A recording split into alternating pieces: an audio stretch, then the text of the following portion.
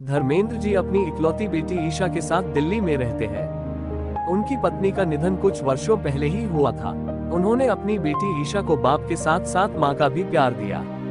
ईशा इकलौती होने के कारण पापा की बहुत लाडली थी। जब ईशा 21 वर्ष की थी तो उसने नादानी में गलत कदम उठा लिया था।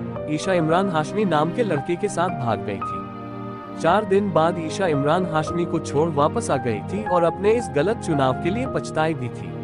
तब शर्मिंदगी से बचने व बेटी के भविष्य के लिए उन्होंने अपना तबादला पानीपत से दिल्ली करा लिया।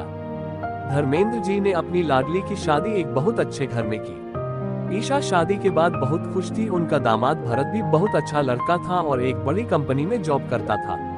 भरत कंपनी के काम से विदेश भी जाता रहता था और कई बार वो ईशा को साथ ले जाता। जब ईशा भरत के साथ नहीं जाती तो वो अपने पापा के पास रुक जाती थी। जीवन यूं ही चल रहा था कि पिछले 1 वर्ष से पार्क में सैर करते हुए धर्मेंद्र जी की हेमा जी से मुलाकात हुई। उनकी सादगी, शालीनता, बातचीत में मधुरता देख उनके प्रति एक अलग सा मोह उत्पन्न हो रहा था। हेमा जी यहाँ छोटे बेटे बॉबी और बहू तान्या के साथ रह रही थी। बड़ा बेटा सनी परिवार सहित कनाडा में रह रहा था। धर्मेंद्र जी जब से हेमा जी से मिले वो अलग ही मूड में रहने लगे।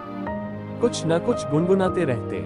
ईशा ने अपने पापा धर्मेंद्र जी को गुनगुनाते सुना और बोली, पापा पहले तो आपको इस रूप में कभी नहीं देखा, इसका कोई तो कारण होगा। ईशा के इस सवाल पर धर्मेंद्र जी कुछ पल मौन रहे और फिर बोले, हाँ कुछ तो होगा ही, और चाय का घूंट भरते हुए अखबार लेकर बैठ गए। ईशा मुस्कुराते हुए बोली, पापा कोई ऐसा वैसा काम न कर बैठना, अपनी उम्र और हमारी इज्जत का ध्यान रखना।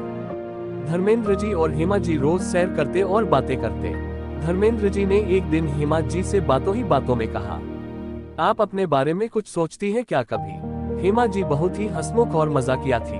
उन्होंने ने धर्मेंद्र जी से कहा, अपने बारे में अब सोचने को रहा ही क्या है।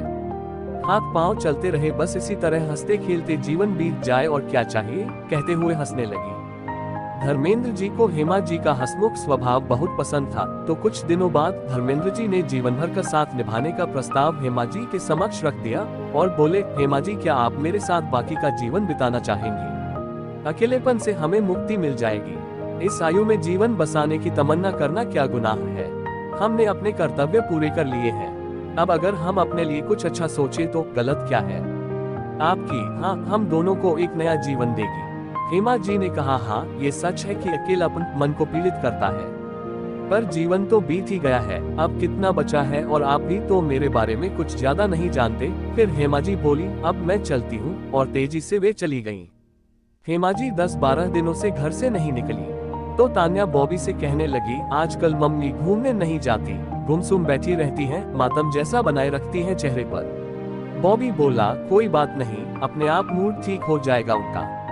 तुम टाइम से तैयार हो जाना, लंच पर अभय के घर जाना है। बेटे बॉबी के इस उत्तर पर हेमा जी की आंखें भर आईं। न जाने क्या सोचकर धर्मेंद्र जी को फोन लगा दिया। शायद वो धर्मेंद्र जी को अपने बेटे और बहू के बारे में सच बताना चाहती थी कि उनका बेटा उनकी कोई परवाह नहीं करता, बीवी के पीछे लगा रहता है, उनकी बीमारी, दवा और खाने की उसे कोई चिंता नहीं होती। पर जैसे ही उधर से धर्मेंद्र जी की धीमी आवाज सुनी वह घबरा गई और बोली, क्या हुआ धर्मेंद्र जी? धर्मेंद्र जी जवाब देते हुए बोले, कुछ नहीं, 8 दिनों से तबीयत थोड़ी खराब चल रही है। बेटी और दामाद लंदन गए हुए हैं, 2-4 दिनों में ठीक हो जाऊंगा, और हल्की सी हंसी हंस दिए वे। उस दिन 2 घंटे बाद हेमा जी दूध, फल आदि लेकर धर्मेंद्र जी के घर पहुंच गईं। तब धर्मेंद्र जी के चेहरे पर खुशी देखने लायक थी। एक तरह से हेमा जी ने भी ये रिश्ता स्वीकार कर लिया था। 2 हफ्तों बाद दोनों ने मंदिर में भगवान को साक्षी मान एक दूसरे से विवाह कर लिया। जीवन साथी बन हेमा जी के चेहरे पर संतोष के साथ साथ चिंता के भाव भी स्पष्ट थे। दोनों परिवारों के बच्चों से सामना करने का संकोच और कुछ ऐसी बात भी थी जो हेमा जी धर्मेंद्र जी को बताना चाहती थी पर बता नहीं पा रही थी। वे इस खुशी के मौके को खराब नहीं करना चाहती थी। यही सब सोचते सोचते हेमा जी धर्मेंद्र जी से बोली, मुझे तो घबराहट व बेचैनी हो रही है कि बच्चे क्या कहेंगे, आसपास के लोग क्या कहेंगे। धर्मेंद्र जी बोले, सब ठीक होगा, मैं हूं न तुम्हारे साथ, जो भी होगा दोनों मिलकर सामना करेंगे। अब हमारे कदम नहीं रुकेंगे, पहले मेरे घर चलते हैं। माथे पर छोटी बिंदी और मांग में सिंदूर भरी महिला को अपने पापा के साथ दरवाजे पर खड़ा देख ईशा हैरान होकर देखने लगी और धर्मेंद्र जी परिचय कराते हुए बोले, बेटी ये तुम्हारी माँ है, हमने आज ही विवाह किया है। और आज से हम साथ रहेंगे। ईशा चिल्लाते हुए बोली, यह क्या तमाशा है पापा? शादी क्या कोई खेल है जो एक दूसरे को माला पहनाए और बन गए पति पत्नी? धर्मेंद्र जी जवाब देते हुए बोले, पहले पूरी बात तो सुनो। आज तो हमने मंदिर में शादी की है, अगले महीने हम कोर्ट मैरिज कर रहे हैं। ईशा फिर से गुस्से से बोली, कुछ भी हो, ये औरत मेरी माँ नहीं हो सकती, इस घर में यह नहीं रह सकती। धर्मेंद्र जी भी थोड़ा रोब दिखाते हुए बोले, ये घर मेरा है और अभी मैं जिंदा हूँ, इसलिए तुम इन्हें रोक नहीं सकती। तभी हेमा जी ने आगे बढ़ते हुए कहा, सुनो बेटी, मैं आपकी बेटी नहीं हूँ, मत करिए यह नाटक। ईशा पैर पटकती अंदर चली गई। आओ हेमा, तुम भीतर आओ। हेमा जी का उतरा चेहरा देख धर्मेंद्र जी ने समझाते हुए कहा, हमारे इस फैसले को ये लोग धीरे धीरे अपनाएंगे, थोड़ा सब्र करो, सब ठीक हो जाएगा। चाय बनाने के लिए हेमा जी के रसोई में जाते ही ईशा मुंह फुलाकर घर से बाहर निकल आई।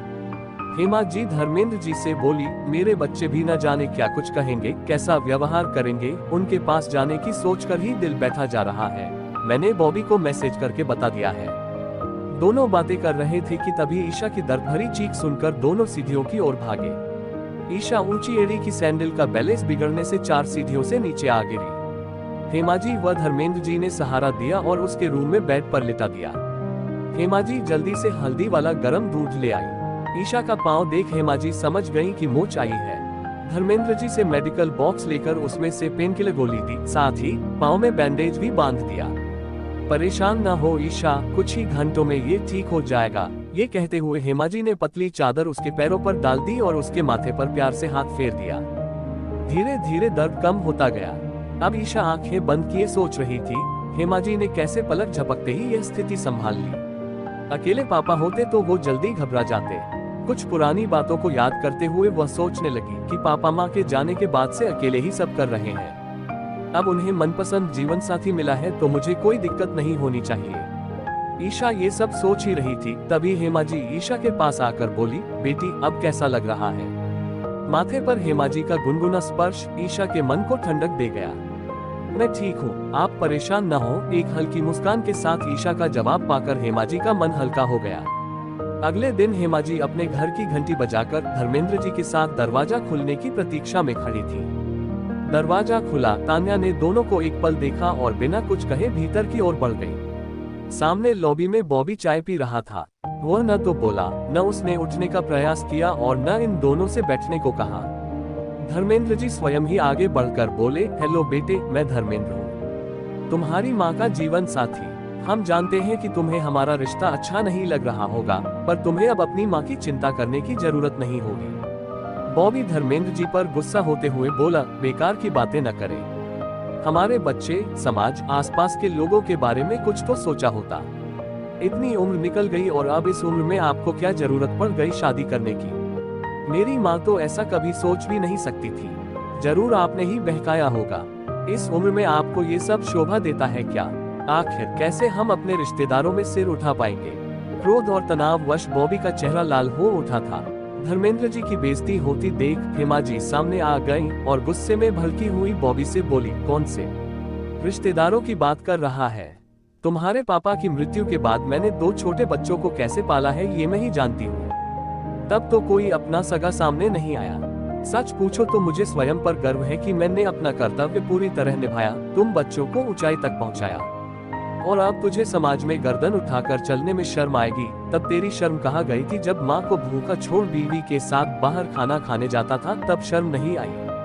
कभी पूछा माँ खाना खाया, दवा ली, तबीयत पूछी कभी तूने? मुझे डॉक्टर के पास छोड़ आया, कभी पूछा माँ डॉक्टर ने क्या कहा? बॉबी बोला, माँ आप ठीक तो लग रही है। हेमा जी को रोना आ गया और रोते रोते बोली, मैं ठीक नहीं हूँ, मेरे पास तो बस कुछ ही महीने बचे हैं, मुझे कैंसर है। धर्मेंद्र जी ने हेमा जी के कंधे पर हाथ रखा और बोले, हेमा तुम मुझे तो बता सकती थी। हेमा जी बोली, मैंने आपको बताने की कोशिश की पर बता नहीं पाए। आपकी खुशी को उदासी में नहीं बदलना चाहती थी। और फिर मैंने सोचा कि जितने भी दिन मेरे पास बचे हैं वो हंसते हंसते आपके साथ बीत जाए तो अच्छा है। यहाँ रहती तो घुट घुट कर मर जाती। हेमा जी की बात सुनकर बॉबी रोने लगा और अपनी माँ के पैरों पर गिर गया और माफी मांगने लगा। हेमा जी ने भी उसे ऊपर उठाया और गले से लगा लिया। बॉबी बोला, माँ हम आपके साथ हैं, आपकी खुशी में हम भी खुश हैं। तभी धर्मेंद्र जी ने हेमा जी का हाथ धीरे से थामते हुए कहा, शेष जीवन कटेगा नहीं, अब जीवन व्यतीत होगा। जीवन के बचे हुए दिनों में मैं तुम्हें हर खुशी देने की कोशिश करूंगा। मजेदार हिंदी कहानियाँ सुनने के लिए हमारे चैनल को सब्सक्राइब करना ना भूलें। धन्यवाद।